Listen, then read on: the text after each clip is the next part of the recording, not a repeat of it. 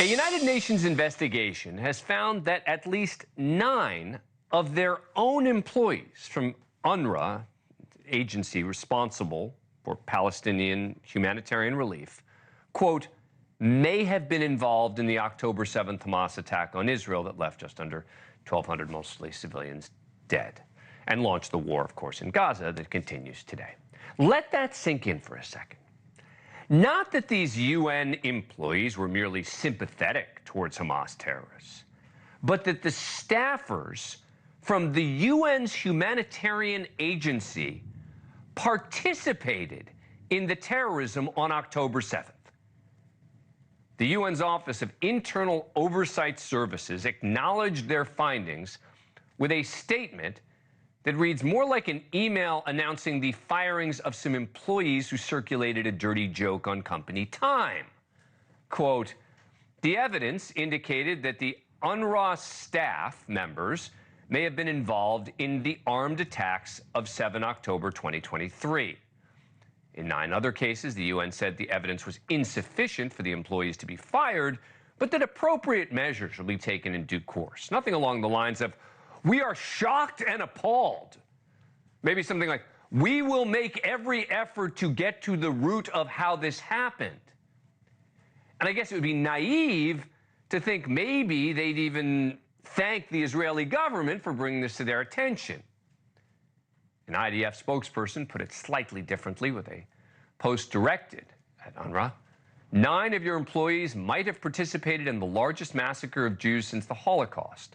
Your relief agency has officially stooped to a new level of low, and it's time that the world sees your true face. The investigation started in January after the Israelis provided evidence that was strong enough for UNRWA to immediately fire some of the accused employees, and all worked for the United Nations aid agency tasked with educating, sheltering, and feeding Palestinians in Gaza.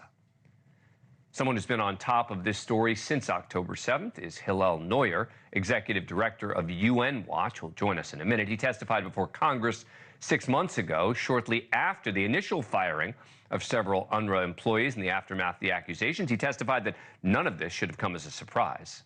Secretary General Guterres announced that he was, quote, horrified to learn that members of his UNRWA staff were implicated in terrorism. We've been uncovering, publishing, and submitting to the UN, to UNRWA, evidence of widespread and systematic incitement to jihadi terrorism, the praise of Nazi leader Adolf Hitler, calls to slaughter Jews on the part of UNRWA teachers, school principals, and other employees. And all of that was allegedly before October 7th.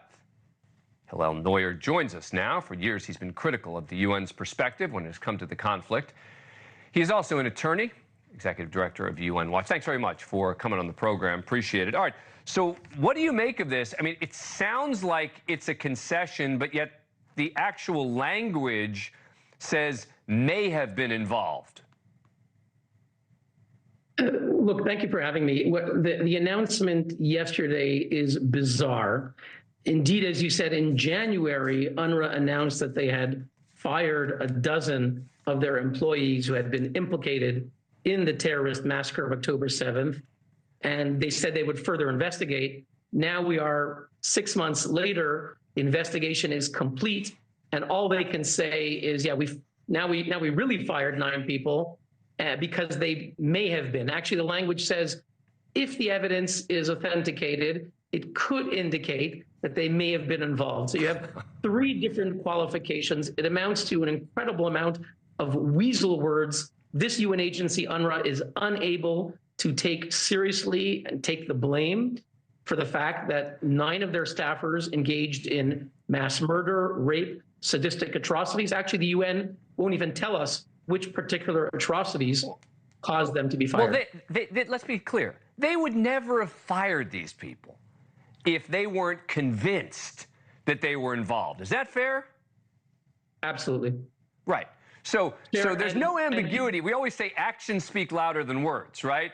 The words are a mealy-mouthed mix of nonsense, but the actions make it clear that they're convinced that these 9 were actually involved in October 7th. Absolutely. Despite those 3 qualifications, if, could have, may have been, in a press conference, the UN spokesperson acknowledged that basically it's either likely or highly likely that they were implicated. And of course, they wouldn't have done anything if there wasn't compelling evidence that they were given. There is a video that I was stunned actually exists of an alleged UNRWA staffer dragging one of the bodies. Talk to us about what this is. Well, this is on October 7th, a young 21-year-old Israeli named Jonathan Samarano was apparently murdered, and his lifeless body is what you're seeing being kidnapped by an UNRWA social worker, named Al-Alimi. And this was authenticated by the Washington Post back in February. We brought his mother, his poor mother, we brought her to Switzerland in Lausanne a few days ago to confront the head of UNRWA, Philippe Lazzarini, where he was shamefully invited as the guest of honor at a ceremony in Lausanne. And she confronted him and she shouted, "UNRWA kidnapped my son. Where is he, Mr. Lazzarini?" He had no answer. Very quickly, when it comes to funding of UNRWA, the U.S. used to be the top funder internationally, but now the U.S. has halted funding for UNRWA. Is that correct? That is correct. The Congress forced the Biden administration to stop funding UNRWA till at least March 2025. And let's be honest, this isn't really just about a few bad apples. Yeah. UNRWA is rotten to the core. The heads of their teachers' unions in Lebanon, in Gaza, are senior Hamas terrorists like Suhail al-Hindi of Gaza, close colleague of Yahya Sinwar on the Hamas Politburo, was head of the Gaza UNRWA teachers union. The heads of UNRWA are terrorists. We shouldn't be giving them a dime.